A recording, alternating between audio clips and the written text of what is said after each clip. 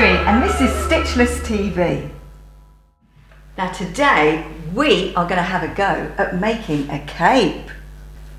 Now all of these capes today are all fully lined inside.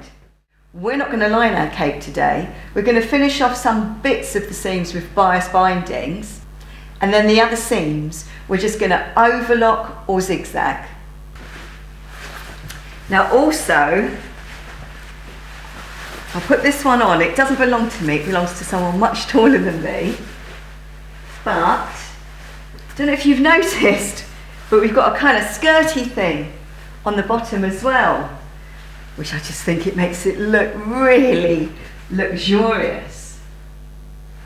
And I like to put some elbow pads and a little belty bit on the back. In order for us to be able to make a cape without any lining, I think it's quite important that you choose a fabric that is really nice on both sides. The one that I'm using today is a double-sided quilted fabric.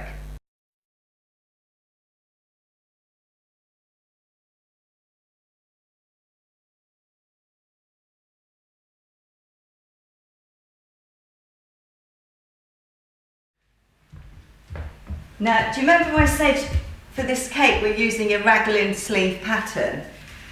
Well, I sell a raglan sleeve pattern that I use for my vintage scarf top, and you can get it from my Etsy page.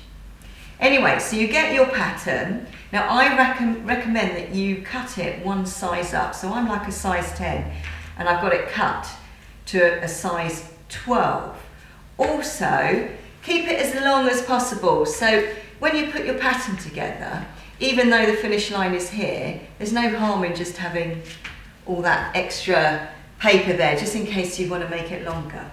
So cut your pattern out, and then you've got to take a measurement from the front of your neck down to decide how long you want your cape to be.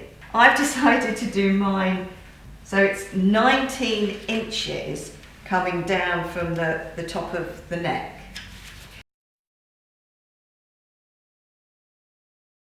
Okay, so this is mega important. In order for us to make it so it's not with sleeves and a cape, what we do is, you see this going underarmy bit here, this is on the front and back piece of the pattern, this underarmy bit. I'm folding it back just past the second notch. So I just sort of fold it in, following the kind of line of the top-ish, coming down to the hem. And then I do that on the other side as well. Now obviously you'll have to do it on the sleeve part as well, because we're not having a sleeve. They're just going to become the sides of the cape. So again, just follow the line down. So I'm not doing it from any particular notch, I'm just eliminating this underarm bit, and then I'm folding it in. Now because I don't want my cape to poke out too much, I'm not making it too coming out A-line. And also, very important, my pattern is for a short sleeve raglan sleeve top. So keep as much of the paper as possible and even add some on so you can get the length right.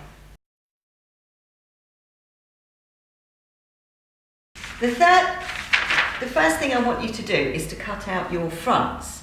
Now in order to do that, once you've folded back your diagonal line, fold the front piece in half, and then if you just fold over your fabric, once you've worked out what is the right and the wrong side of your fabric, then get your centre front, and I want you to put that exactly on the edge. And can you see what happens? We end up with a kind of instant facing once we cut all of that out. Now I want you to cut 2 of those. Once you've cut 2 of those out, they should look something like this. And can you see what bargain that is? You've ended up with 2 facings. And also, we need a little notch where the fold is on your facing at the top, up here, and at the bottom.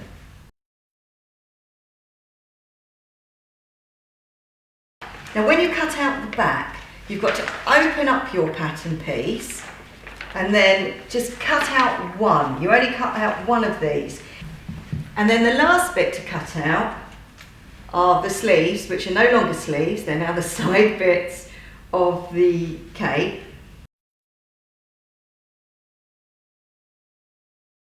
So brilliant, we've got all that boring cutting out of the way. So now we're ready to sew. Now the very first thing that you need to do is get your front pieces with their facings. So remember we folded it back.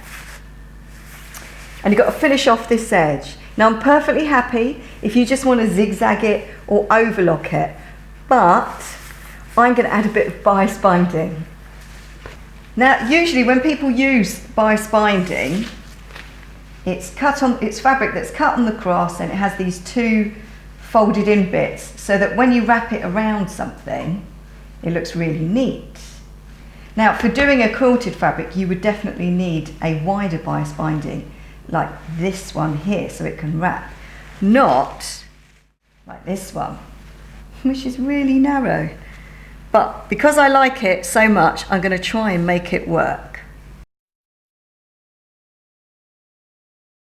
Right, biggest tip I can give you about sewing bias binding onto garments is always leave a little tail at the beginning, because it's very handy for finishing off to fold in and stuff like that. Anyway, I folded my bias binding and I am working on the right side of the fabric, basically the bit of the fabric that's going to show.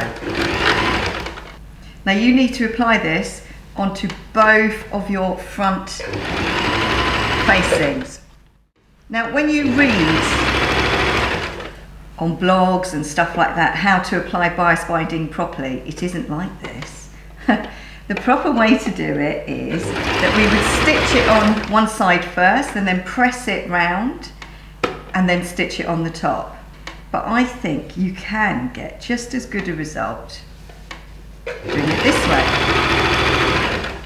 So long as you push in the fabric right into the fold and you pre-press your bias binding in half and you work on the top side that's actually going to show.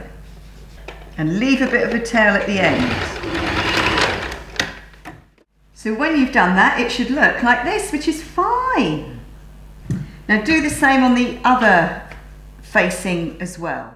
So look at that. And they're inside, that's not even the outside. Now what I want you to do, after you've done those two edges, I want you to press them. You've got to first of all press your bias binding. Now if you've got quilted fabric, you can't sort of squash it too much, but fold back where your notch is, that signifies the centre. So fold it back at the bottom as well, and then give it a bit of steam and press. The bits that we're dealing with now are what were the sleeves, but are now the side parts of the cape. And what we have to do is we have to either overlock or zigzag or put bias binding on, whichever you want, onto all of those edges. So you've got to do it at the back of the sleeve, the front of the sleeve. You've got to do it along this edge here on the front part of the cape, and then do the same on the other side as well, and on the back. Right, now because I've only got an hour and a half to finish this in, and I've only just started sewing it, I'm going to use an overlocker for all the rest of the seams, apart from maybe the hem. So the first bit that I'm going to overlock, so I'm on that sleeve piece, which isn't a sleeve anymore, and I'm going to do both of those edges with the overlocker. So I've overlocked all the edges of the kind of sleeve part, and now put those to one side, and now I'm going to deal with overlocking the sides, the side bits of the front where your hands kind of come out. So I've done that, and now we have to do the back. And I want you to overlock or finish off the sides.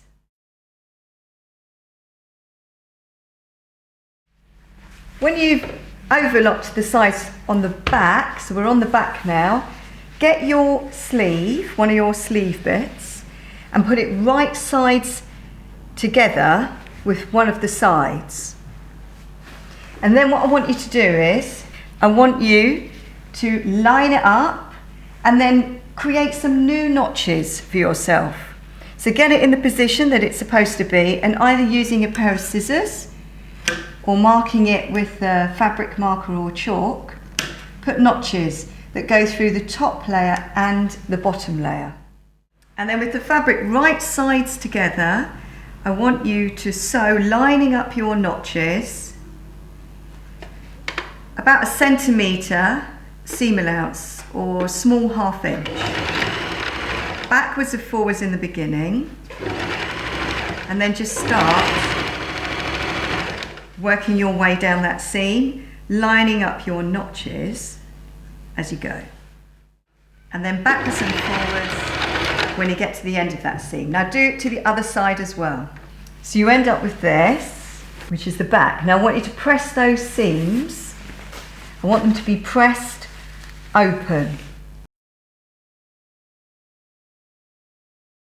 So sewing the shoulder dart, we're going to go backwards and forwards and backwards.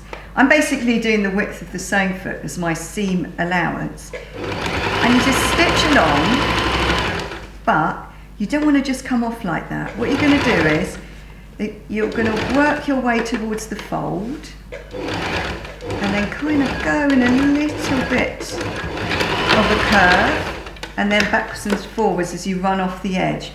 And then that way, when you look at the right side, it will be a smooth sort of curve, like a shoulder rather than a sharp point.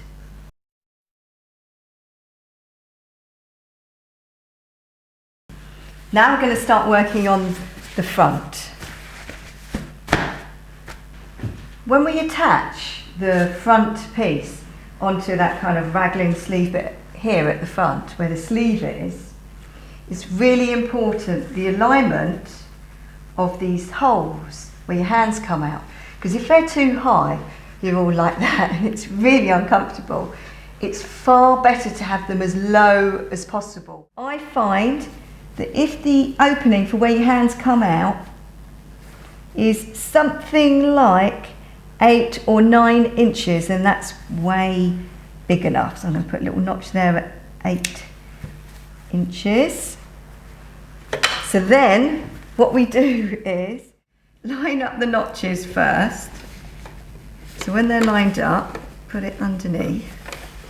Now for this bit, can you do a good seam allowance, like 1/2 inch, which is kind of like 1.25 centimetres. So a good 1/2 inch. Go backwards and forwards. So we started at the top notch, and we're working our way up, backwards and forwards at the end. And then start at your next notch. Okay, remember we did another notch there. Big seam allowance, big 1/2 inch, backwards and forwards, and then come all the way down to the hem and backwards and forwards.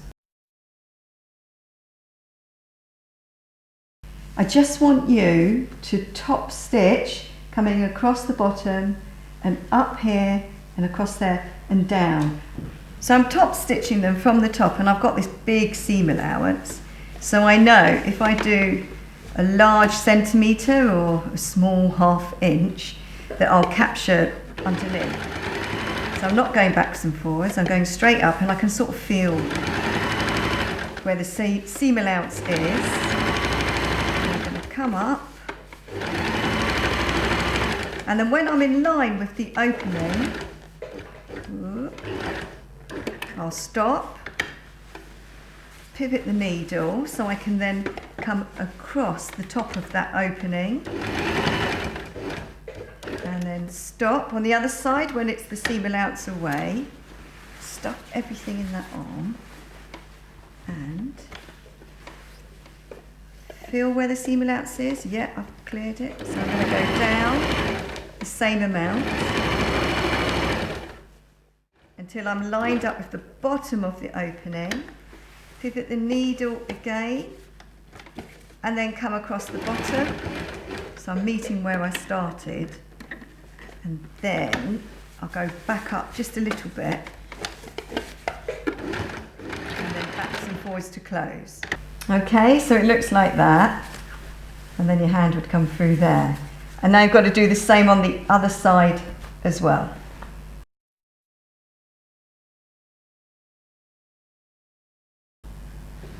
Oh, I really like it. Right, we're at the bit now where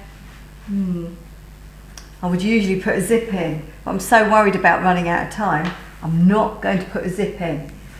But what we are going to do is to start to shape the neck to add the ribbing.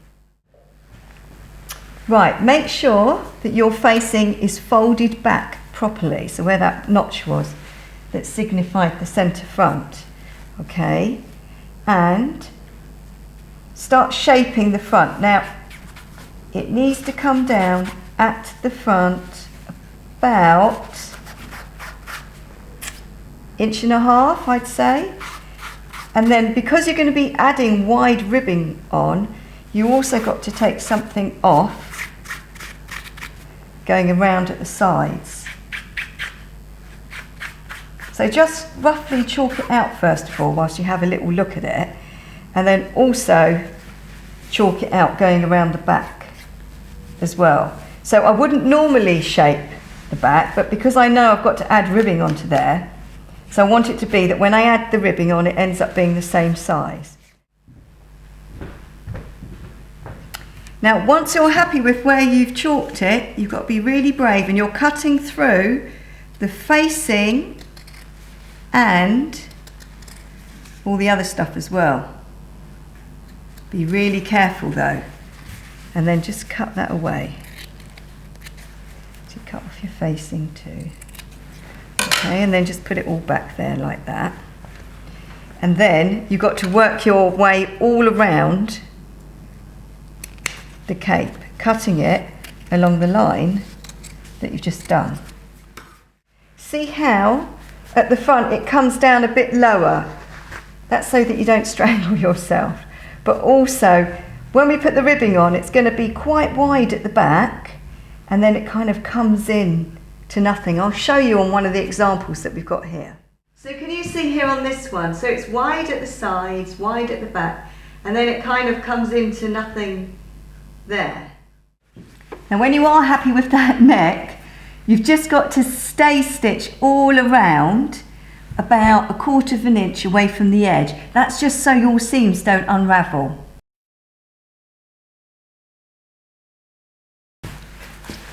Now we have to measure, would we call it a circumference? Oh, actually, before you do that, fold back your facing and put a little snip there so you know where it folds back to. So I'll fold back this facing as well in the way that it was pressed, and I'll put a little snip there because that's where we stop when we do the ribbing. Right, so now what I want you to do, I want you to measure going all the way around your neckline. So that's 7. So my neck, because I've made it quite wide at the sides, I like my necks wide, comes to 25. I need to cut a shape. So this is the bit that will be going onto the neck, and that's the fold, okay? I'm going to cut a shape that sort of goes a bit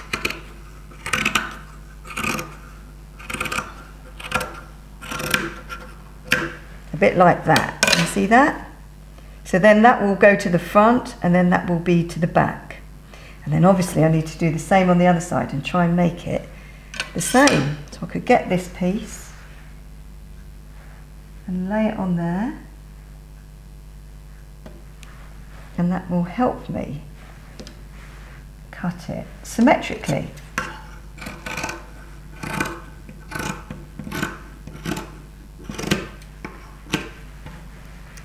Right, so line it up with the centre back seam and then stretch it, coming over the shoulder. So keep stretching until it goes off into nothing at the front. And then once you know how much stretch you need to do, then you'll do that amount of stretch when you put it on here. Now if you really must use pins, use pins. But hey, I don't need pins, she says.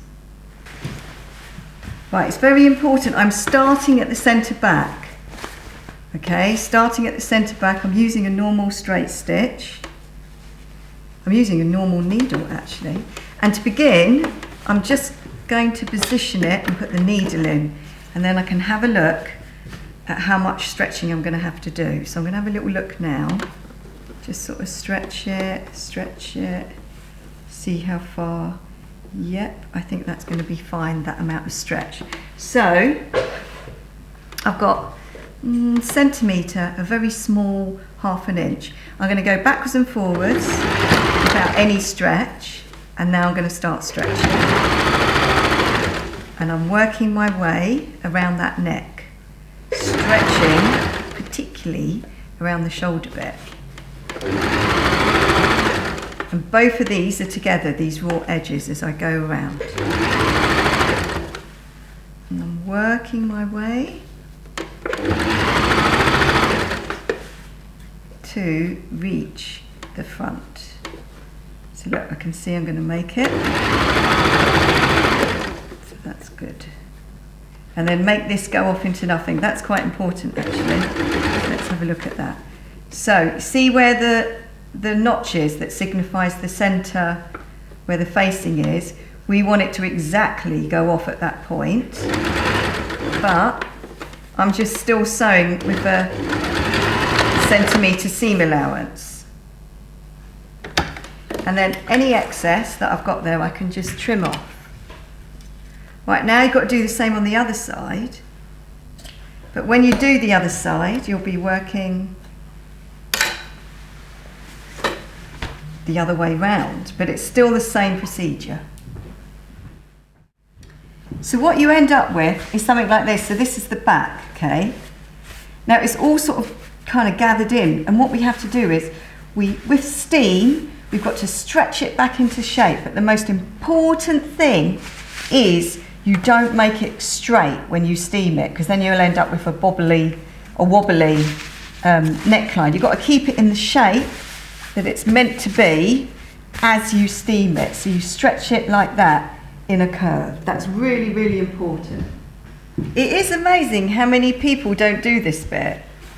And it is like one of the most important parts. So I'm stretching the seam to its maximum stretch, but I'm keeping the ribbing in the shape that it's meant to be, so it's in a curve. And this is the same for if you're doing t-shirts as well. So I'm going to do the other side now here.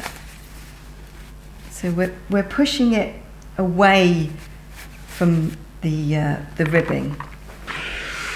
Now I might need to trim it back a little bit or snip into the curve of the neck. I mean, in this situation I don't think I do, but if it felt like it wasn't sitting right, I would snip in. And now you've got to overlock it or finish it with bias binding. So I thought you might want to see it on the right side. Look, it looks seriously professional. Now, when you finish it off, however you're going to do it, you only need to do it from the beginning of the ribbing to the beginning of the ribbing, because the rest of it all gets taken up into the facing, so you won't see it. So when you've finished off your neck, however you decided to do it, then you need to do this.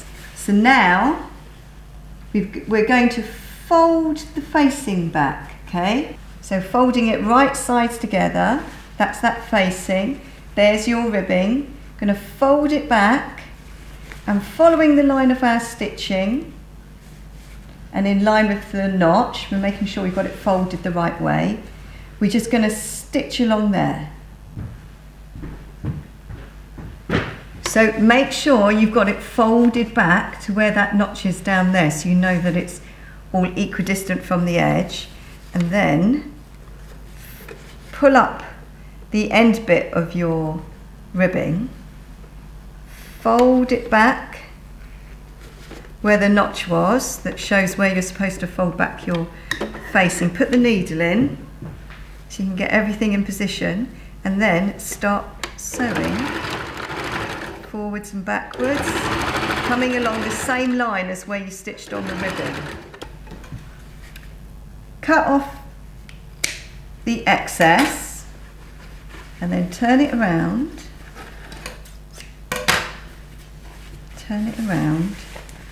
and